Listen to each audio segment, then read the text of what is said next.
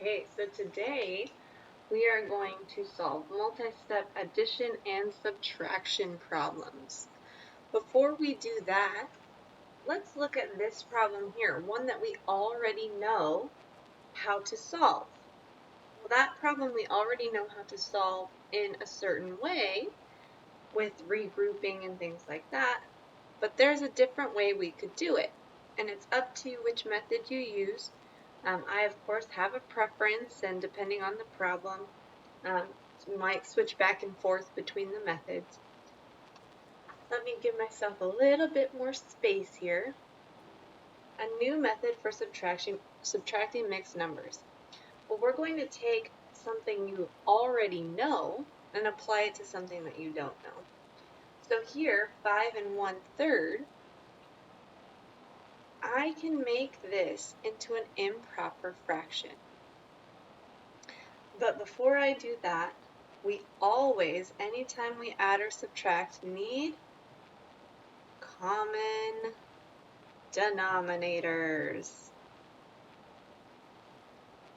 I would find those common denominators before we add or subtract or do anything like that.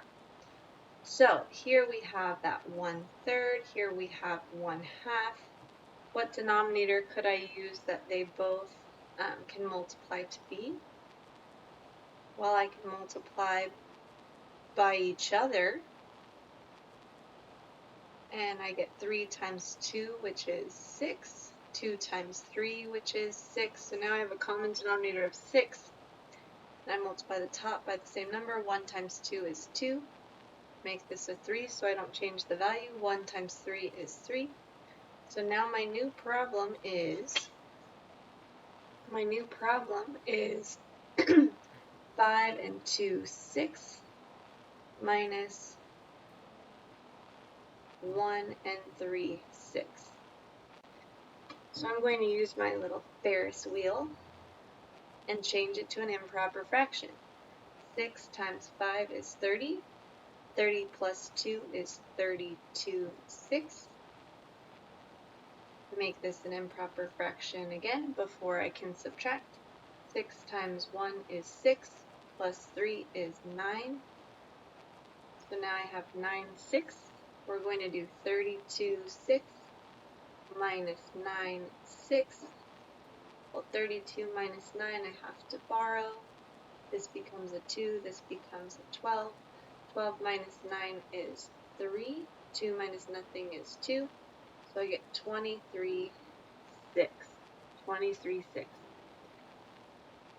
We still found common denominators like we would in the past in other problems. However, in this problem, we made them improper fractions instead of needing to do any regrouping. Our regrouping actually came just when we subtracted up here. Okay.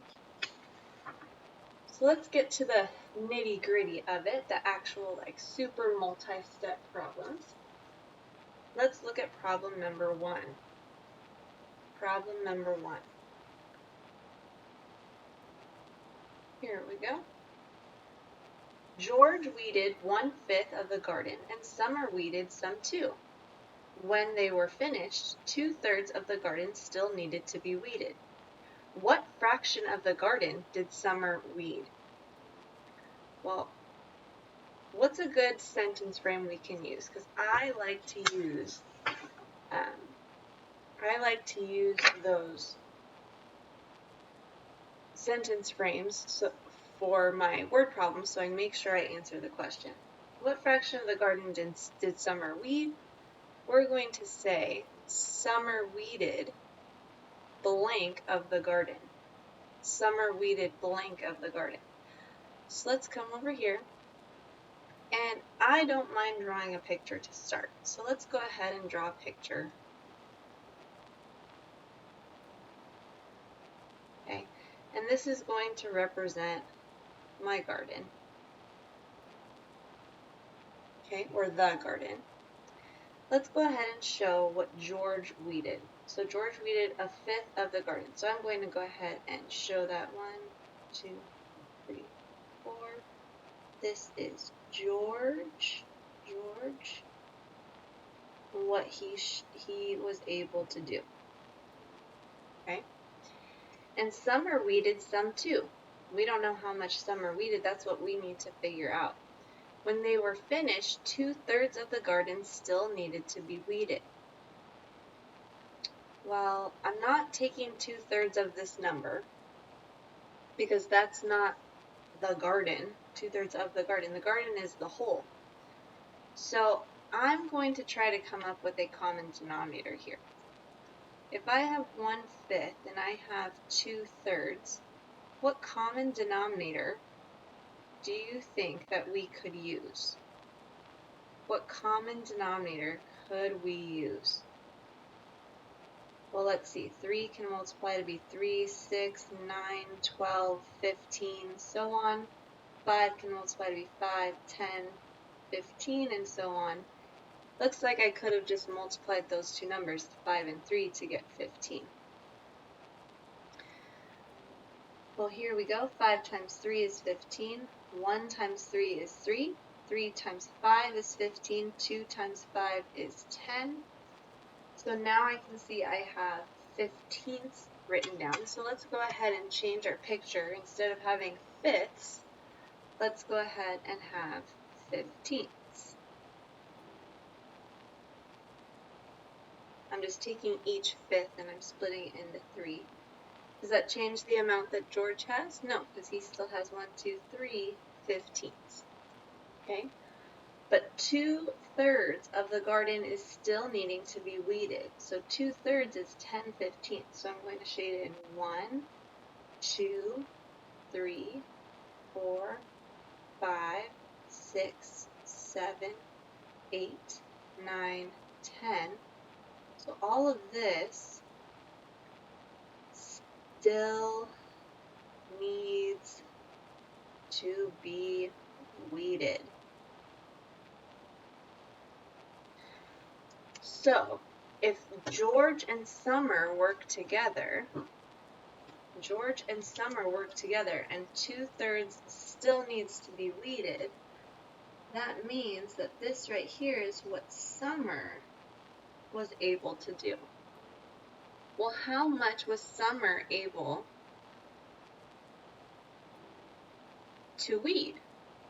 Well, it looks like she was able to weed 1, 2 out of 15. 2 15ths. Let's look at this problem without a drawing. Maybe a drawing isn't the first strategy or tool that comes to mind. So let's go ahead and think of another strategy here. If I look at this whole thing, because let's see, George weeded 1/5, so we're going to go ahead and replace that with 3 15ths, because we know that we're going to need a common denominator. And 2/3 was not weeded, so that's the 10 15ths. What are we starting out with? What is the whole garden going to be if we're working in terms of 15? Well, the whole garden would be 15 15ths. So if I take away what George was able to do, which was the 3 15ths, and then I take away the amount that still needed to be weeded, which was the 10 15ths, I would be left with what Summer weeded. Because at the end, I still wanted that whole, right? So here's my whole. I'm taking away what George did. I'm taking away what still needed to be weeded. And the rest of it is what Summer was able to weed. So we subtract from left to right. 15 15ths minus 3 15ths gives me 12 15ths. 12 15ths minus 10 15ths gives me 2 15ths. I get the same answer. So Summer weeded 2 15ths of the garden. And guess what? There are many other ways that you could do this. You could say, okay, 10 15ths plus 3 15ths, that's 13 15ths. If the whole thing is 15 15ths, then I'm left with 2/15. And you would have added that 3/15 with 10/15 to get this number. There are so many ways that you could do this, and not all of them are correct, but majority of them, as long as you're getting to this answer, I'm sure that it's a feasible strategy. Let's look at the second problem that we have. The second problem that we have, Jing spent 1/3 of her money on a pack of pens, half of her money on a pack of markers, and 1/8 of her money on a pack of pencils. What fraction of her money is left? Okay, so again, I'm going to start with the drawing. Let's say that this whole thing was all her money. All her money. Well, she spent 1/3 of her money on a pack of pens, so I'm going to break this into 1/3. I'm going to call this the pens. Color it in because that is money that is spent. And then she spent half of her money on a pack of markers. Well, okay, so I have 1/3 and I have 1/2. And I want a common denominator again because I cannot figure this out without having the same size pieces. Also, look, half of her money. This is not the amount of money that she has. So we're taking all her money because this is 1/3 of her money, half of her money, and then 1/8 of her money. So let's keep working. 1/3, 1/2. Let's have a denominator of 6. Just multiply 3 times 2. 3 times 2 is 6. 1 times 2 is 2.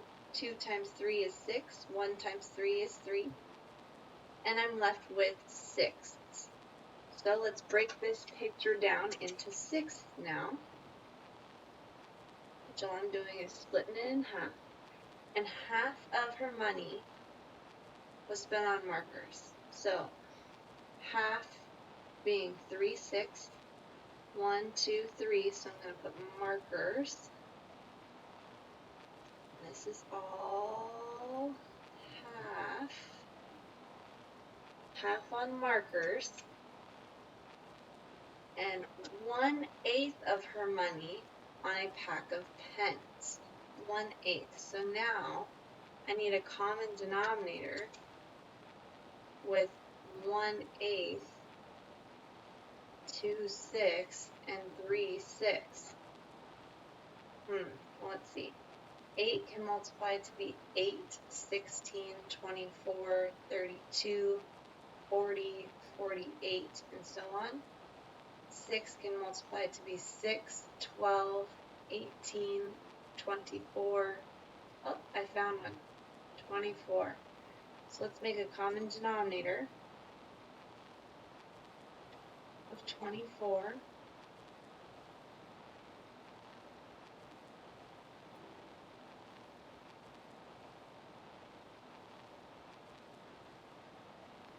Here, 8 times what is 24? 8 times 3 is 24, so I multiply by 3 on the top. We get 3 24ths. I'm going to write that here so I have it inside my problem.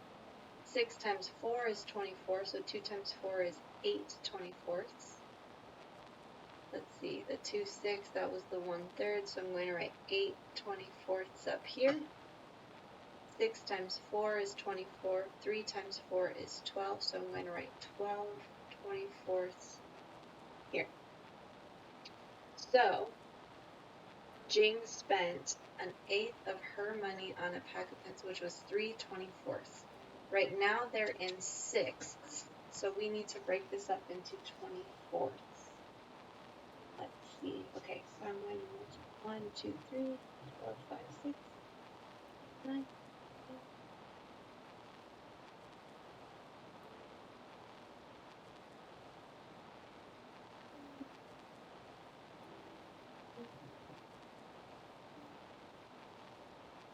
Well, let's see if I have 24. 1, 2, 3, 4, 5, 6, 7.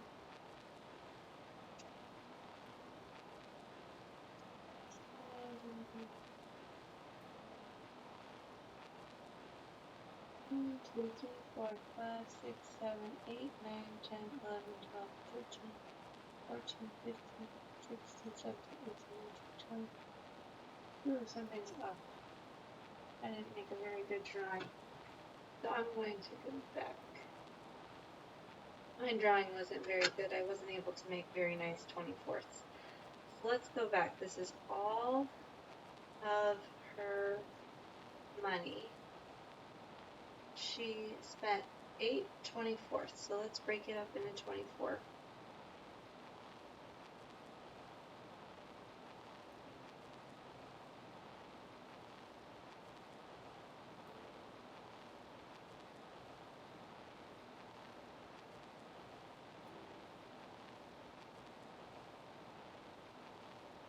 One, 2, 3, 4, 5, 6, 7, 8, 9, 10, 11, 12, 13, 14, 15, 16, 17, 18, 19, 20, 21, 22, 23, 24. Yay! Okay, so 8 24ths of it was on pens. 1, 2, 3, 4, 5, 6, 7, 8 is pens. Okay, half of it, which is 12 24ths, was on markers.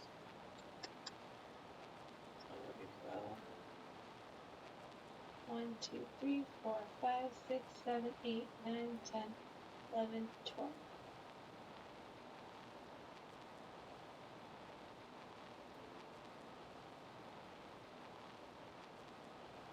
All markers. And then an eighth, which was the 3 24ths, on pencils. 1, 2, 3. All of this was pencils. So what am I left with here, guys? This is what I'm left with. I'm left with 1 24th.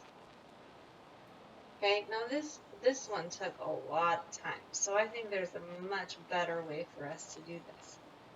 Let's use the similar idea that we used last time when we start with our whole. We have our common denominators now, so that part's taken care of for us. What would all of her money be if I was thinking of a whole or all of her money? And I used this common denominator. Well, I would use 24 24ths. Well, if I spend or take away 3 24ths, and then I spend or take away my 12 24ths, and then I spend or take away my 3 24ths, at the end I'll have the money left. Well, 24 24ths minus 3 24ths is 21 24ths. I'm going to rewrite my whole problem again. 21 24ths minus 12 24ths gives me 9 20. Ooh, that's wrong. Well, this should have been 8. Whoopsie toopsies. 8 24ths. 24 24ths minus 8 24ths gives me 16 24ths. 16 24ths. Everyone makes mistakes. 16 24ths minus 24 12 24ths gives me 4 24ths, and I still have this part of the problem left. And I'm still getting 1 24th as what's left. So Jing has 1 24th of her money left. Now, could you, if you wanted to, add up all the things that she spent and then subtract it? Absolutely. So she spent the 8 24ths, she spent the 12 24ths, and she spent the 3 24ths. This is going to give me what was spent. If I add those up, I get 20 24ths plus 3 24ths gives me 23 24ths. So that's what was spent. This is the money she has. This is the money she spent. So this is what's left. We can think about this in many different ways. Okay. remember, just think through the problem. Sometimes for me it helps to draw because then I have a visual and I can think it through. If drawing for you would mean something else, then go for whatever strategy you'd like to try. Maybe even use a different strategy to check it.